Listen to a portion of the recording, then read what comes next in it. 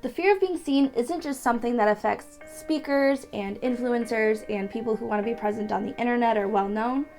The fear of being seen is something that affects almost 100% of us in all different aspects of life. Keep watching to see if this is something that's affecting you and to see how you can make it a little bit more manageable. The fear of being seen can also be called the fear of being perceived or the fear of being judged. This can look like avoiding eye contact, avoiding small talk, or avoiding speaking up in groups. This can look like overanalyzing situations days, weeks, even months after they've passed, thinking about something that you said or did. This can look like hiding in groups to try to go unnoticed. This can be feeling like people are always staring at you or always looking at you everywhere you go. Feeling like you are being perceived simply for just existing is the fear of being seen. And this isn't just for people who are loud or, the big talkers in the groups. This can be for literally anyone. A lot of us don't want to be seen because growing up, it was bad when we were seen. Growing up, we had trauma when we were seen. A lot of the times when we were growing up, when we were seen, that meant we were in trouble. Our parents saw us as doing something wrong and we got yelled at, punished. Being seen was never a good thing for a lot of us. So sometimes as adults, we develop this fear of being seen.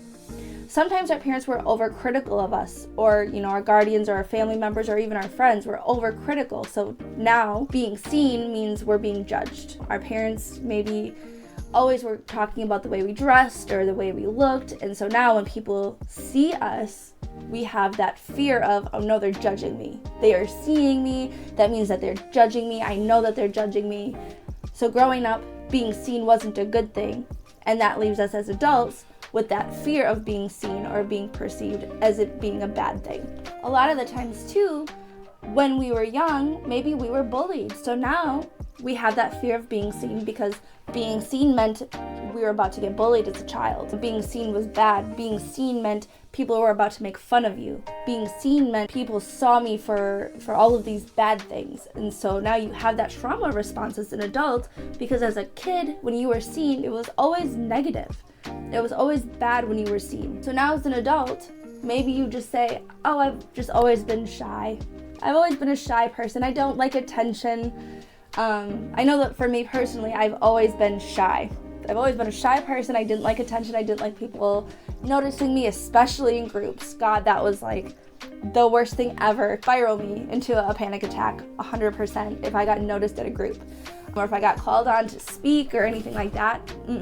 That was the worst. And a lot of the times we correlate this with like social anxiety. So social anxiety is like fear of interaction. We don't want to be judged. We're afraid of being judged because that means we're not good enough. And again, as kids, maybe our parents always made us feel like we weren't good enough and they were constantly judging us on, again, it could be anything, our behavior, our appearance, the way that we talk, the way that we act. We were too loud in the grocery store one time, so now we're just quiet all the time.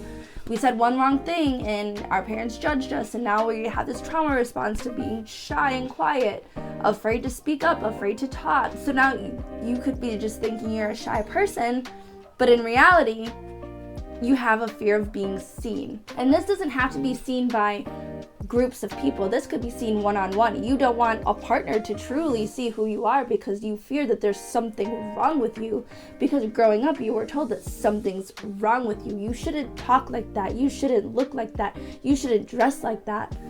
When your parents or friends or, again, schoolmates, whatever, criticize you and judge you at a young age and instill in you there's something wrong with you, you're going to develop this fear of being truly seen, especially by those that you want to make like you, right? When we want somebody to like us, we're afraid of them judging us in a negative way.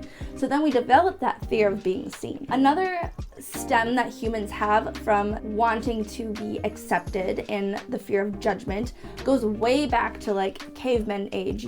Back then it was literally life dependent that you were accepted, that you did fit in, that people, judged you in a good way, that people like judged you and accepted you, because if you didn't, that means you were kind of like exiled from the group, right? And if you weren't in with a group back in the caveman days or whatever, way back when, If you didn't fit in back then, that was like a life or death situation. So now, even though this is like how long later, we still as human beings have that trauma response in our brains that we need to fit in. We have that desire and need to be accepted because it's just an innate human feature that we all have. So when we don't fit in, when we aren't accepted, when we don't feel like we are being accepted completely, when we feel like we're being judged, our brain says, danger, this isn't okay, we aren't safe. So that's why we also, as human beings, have this fear of being judged as a bad thing, because our brains are like, uh-oh, we're not fitting in, we're in danger, this isn't safe for us. And actually another part of this as well is the same parts of our brains light up when we fear we're in danger because we're being judged. The same parts of our brain light up when we like stub our toe or have physical pain. It's the same areas of our brain that lights up to let our nervous system know that we're in danger. So it's pretty crazy how like important that is as far as like a nervous system reaction as human beings as it is to be accepted and loved. One of the biggest things to realize is almost 100% of the time, people aren't even focused on you. We think that people are so focused on us. We think that everybody's worried about what we're doing, what we're saying, what we're wearing, all of these things. But almost 100% of the time, people are focused on themselves. Even when we are doing something that somebody is focused on us, when we're having a conversation, even if we were giving a speech, and people are focused on us, they're only focused on us to a certain degree, because even think about the last time that you sat and listened to somebody speak. How often does your mind wander and take what they're saying and correlate it to your own self or your own life or your own situations, you know? So everybody is focused on themselves. Even if they're focusing on you, they're taking what you're saying and doing and putting it into their own lives. So when people are listening to what you're saying, yeah, maybe they're judging you a little bit, but they're internalizing what you're saying and they're reflecting it on their own life. So it's okay to be worried about what other people are thinking, because as human beings, it's in our nature. We're going to do that. But just know that when you're super, super, super concerned that somebody's judging you, think about the fact of like when you're looking around, living your life, walking around, doing your thing, you're focused on yourself. Almost 100% of the time, you're not sitting here judging every other person. Maybe you are, I don't know, but most people aren't. Most people are walking around in their own world, super self-focused, super self-centered, worried about themselves, worried about what they've got going on. People generally are not worried about you. As human beings, we have this tendency to think that everybody's focused on us all the time. And it's just a human thing that we all do. But in reality, it's not how it is. People are not all focused on us at all times. People aren't staring at you. Maybe if you look great that day, yeah, maybe they're looking at you. But odds are they're probably not. And the truth is, one of the biggest things that you need to learn that helped me, and it's one thing to hear it, but when you really internalize it and learn it, it makes a big difference. But what other people think is none of your business, even if it's about you. And you know, at first when you hear that, you're like, yeah, okay, but still, like, they're thinking this about me. When you truly internalize, like, it doesn't matter what they think about me, because at the end of the day, it doesn't affect you. It doesn't affect you with somebody else. If somebody else could think that you're the weirdest person they've ever met, and you're still gonna sleep the same at night, and you're still gonna be the same human being, you're still gonna take care of your family the same way, you're still gonna show up at work the same way, because it doesn't affect you what other people think. And a lot of people you're never gonna see again. Or a lot of people, if you post on the internet, you're never gonna even meet half of these people. In like your real life, they don't even exist. So it's totally fine. Let them judge you. Let them be however they're gonna be. Let them be rude. Let them think that you're amazing. Let them think whatever, because it doesn't actually affect your life. Unless they're coming and doing you physical harm, which, let's be real, how common is that actually going to be? It doesn't affect you. It doesn't matter. It's not your business what people think. Just like how you think of other people is not their business. You're not going to go out and tell everybody like, oh yeah, I think that you're a real weird person. It's not their business. It's nobody's business what you think of others, and it's not your business what others think of you. It's not going to kill you if people are judging you. You're going to be okay.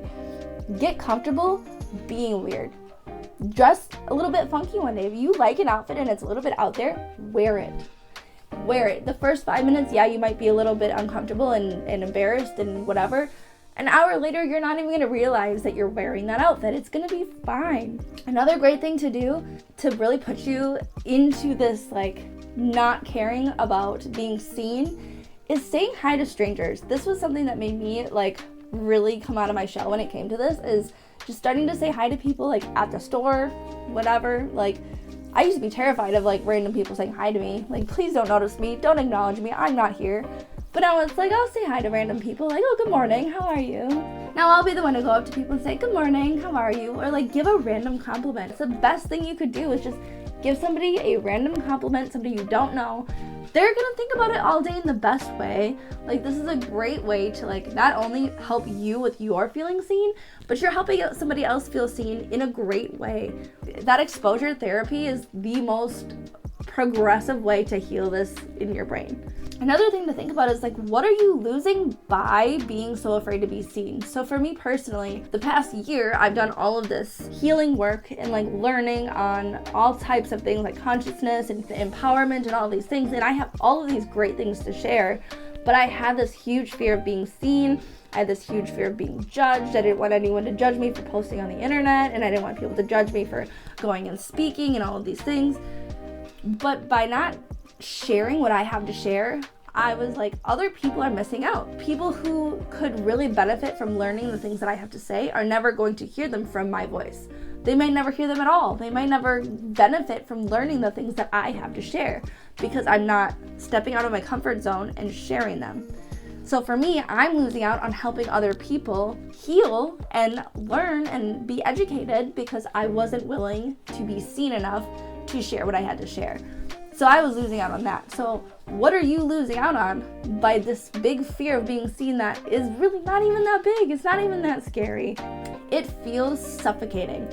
To me, I was so afraid of being seen that like I could have anxiety attacks over it. I was paralyzed by the fear of being seen until I just started to do it. It took me a year to even start posting anything. I was so afraid. And now I don't care. I'll post whatever I want on the internet. I don't care. Judge me. It's fine. I don't care at all. But at the end of the day, what I was losing far outweighed like me being judged. Judge me. I don't care. Yeah, my voice is dry and cracking and I can't fix that. I cannot tame it to save my life. Judge me on it. I'm not the best speaker yet.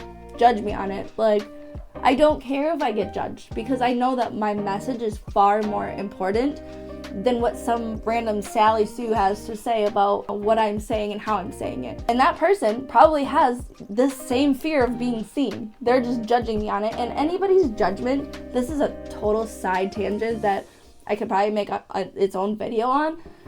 But anybody's judgment is just a self-reflection of a judgment of themselves. And that is such a deep topic, but it is so true. Like if somebody's casting judgment onto you, it is a reflection from an inner wound that they have on themselves, that they're judging of themselves.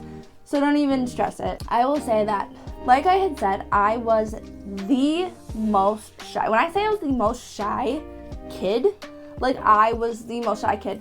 Funny story, when I was in first grade, my teacher kept saying my name wrong for the first 2 weeks of school, like kept calling me Mackenzie, and I would not fix it. I would not correct her and say, no, my name's not Mackenzie.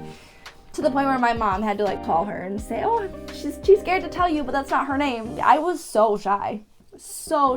And obviously, you know, as an adult, I've had to do some healing and like figure out, okay, what child wounds do I have? Like, what happened when I was a kid that made me so afraid of judgment and so afraid to speak up? And why am I so shy as an adult? Like, what happened? But something that's really funny is, you know, when I was 15, I got my first job as a server. And when you're a server or a waitress, you can't really be shy. You have to talk to people. So I had to learn how to talk to people. And then I developed like this second personality, and she wasn't shy. She could make small talk with anybody. She was fine. But catch me outside of my job, locked down, can't speak. No, don't talk to me. Like, I cannot talk to you at all. And then I started bartending when I was like 18, 19.